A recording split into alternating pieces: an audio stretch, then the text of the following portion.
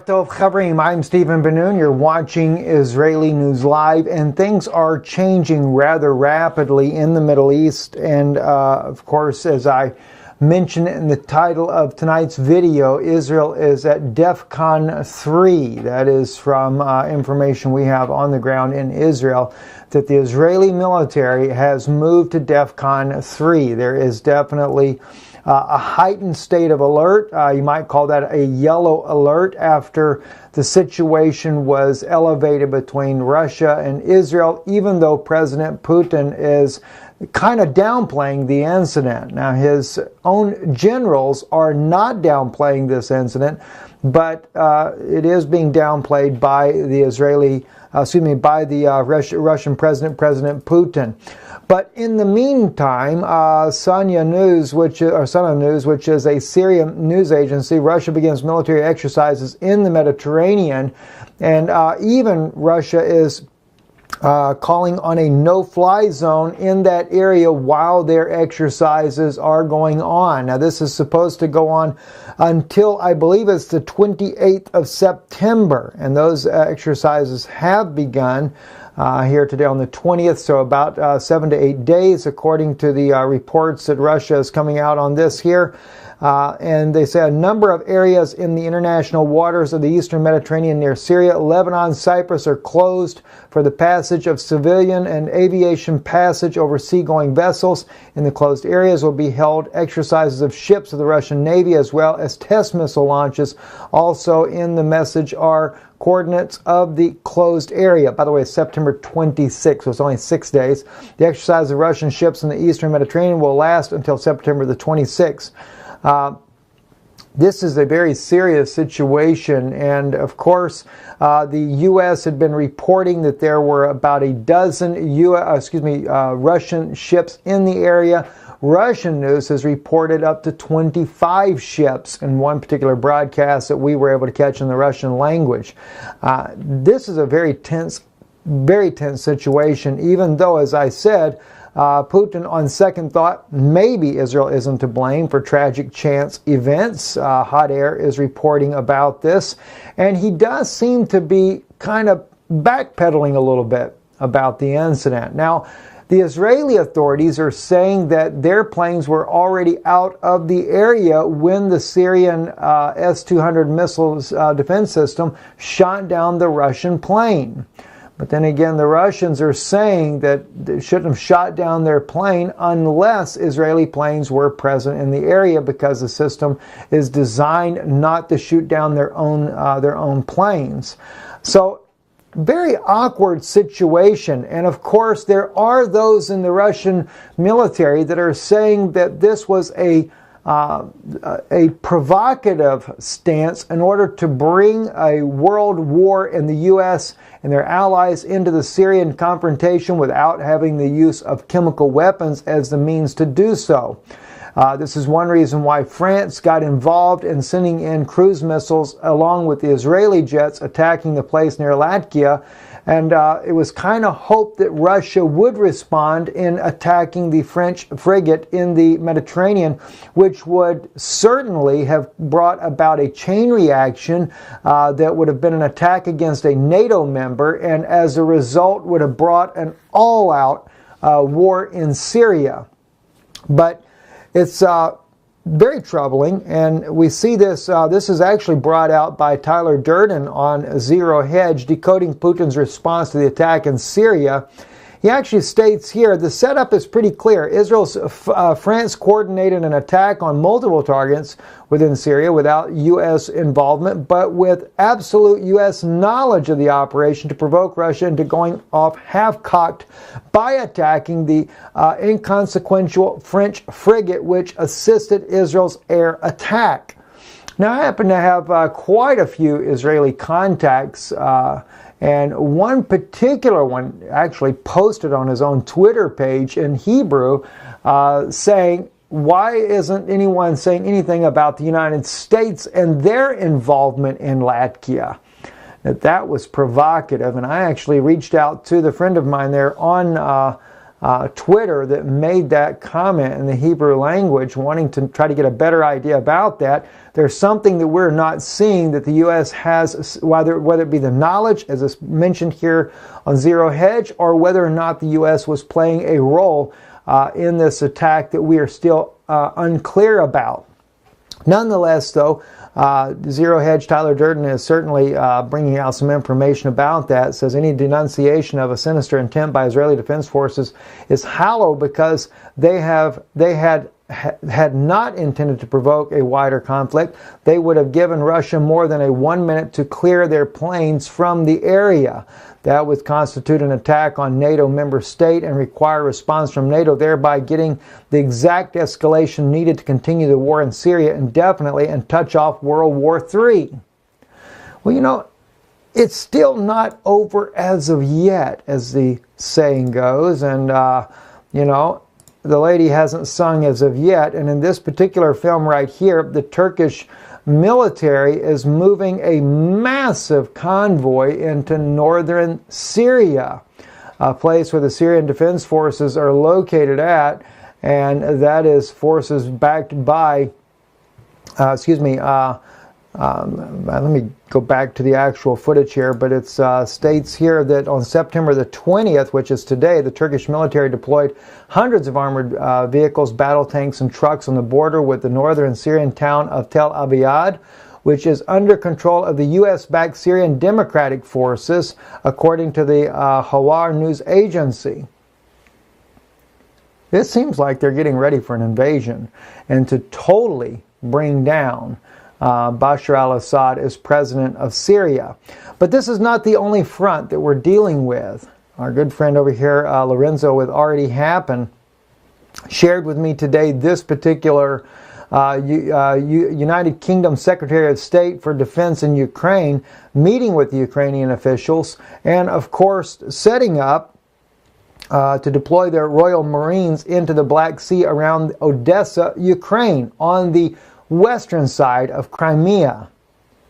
And as you begin to see the different moves that are being made, you cannot help but realize that Russia is pretty much aware of what's going on, and no doubt they realize that there is an imminent attack on Crimea to take this region back. So Russia too has been moving in. T-80 tanks that seem to belong to the 4th Guards Kantemir Tank Division were spotted on the 18th of September, moving southbound from Naro-Fominsk. The railway will lead the unit towards Ukraine border as things are heating up in Donbass. This is rather alarming. And of course we can see the photographs here about that. You can't really see that because of the writing in there. Let me just see if there's any way I can move. I can't move that around. There you go. There you go. You can see the tanks on there now. And if we back up, let's see if we can move that off. Not very good imagery on that, but maybe you guys can see that here and there, the T-80 tanks that are being moved from Russia to the Ukrainian border. So this is where we're at there. Then we also have, and this is back from actually in about 6 days ago, the article here on strategic culture. Ukraine hosts U.S. military to be permanently stationed on its soil as the Navy Seabees, which is the construction arm of the United States Navy, begins to break soil in Ukraine to set up a military base there. And if I'm not mistaken, that's to the east of, well, actually, let's just see what they say. United States Naval Construction Battalions, better known as the Seabees. The Naval Construction Force held a groundbreaking ceremony for a Maritime Operations Center on Okhav Naval Base, Ukraine, July 25th, according to the Navy Military, the official website of the U.S. Navy. The Maritime Operations Center is one of 3 projects that are currently planned to be executed by the Seabees in Okhav, and will serve as a major planning and operations hub during the future military exercises hosted by Ukraine. So we're constantly seeing buildups and movements of tanks and troops in the area around Crimea. As we already know, the Crimean Navy was making over there in the Sea of Azov, which is right here in this area here, building up their naval forces in there, which would allow them also for an attack on the eastern side of Crimea. And of course, cutting that bridge that the Russians have built would also stop the supply line. I think we're coming to a major confrontation in a very real and provocative time coming up. This is, of course, also a little bit older, several days ago. Flight path U.S. high-altitude drone near Crimea revealed by tracking website. And, of course, this RQ-4 Global Hawk cruised over war-torn eastern Ukraine before coming within 40 kilometers of the Crimean coast. Plane radar website was able to pick that up. And it just shows that there is a major move underway for a very realistic global war. And, you know, sometimes people say when you bring out these types of events, that's just warmongering and nothing ever happens. Well, that's really our hope and desire, is that if we can reveal enough information that's going on, that maybe cooler heads will prevail. Doesn't always work out that way, but that is our desire, is to see cooler heads prevail. So the more we can make things known to the public where people can try to influence what the governments are doing, then maybe something would change, just like in the case of Syria, and trying to expose all the false flags that have been happening there, to where the general public can really wake up to what's going on in Syria and realize all of our nations are just looking for a reason to have a war. And when people begin to wake up, it makes it a bit harder for governments to carry out such unlawful acts against countries that are democratically elected. I'm Stephen Ben-Nun. You're watching Israeli News Live. In a world of Ein Shalom, there is no peace. We'll be doing another broadcast tomorrow, and I am going to go back into this issue that I was discussing on our live broadcast yesterday. I apologize. We ended up having to remove the broadcast. For some reason, we were hearing that the audio was just really, really a bad quality. I thought we had our speaker system on that, but undoubtedly not. So hopefully the quality this evening is much better, and we don't have to do that on this broadcast here. But I will go back into some of those issues there, because in yesterday's broadcast, we were talking about the evidence that in the video that Russia had shared, that Israel was arming the jihadists, Al-Qaeda, now Nusra militants, across their border, not just the light arms as the Jerusalem Post reported that was given to them by the IDF, but also Russian news is showing the missiles, medical equipment and missiles that were being supplied to this terrorist organization.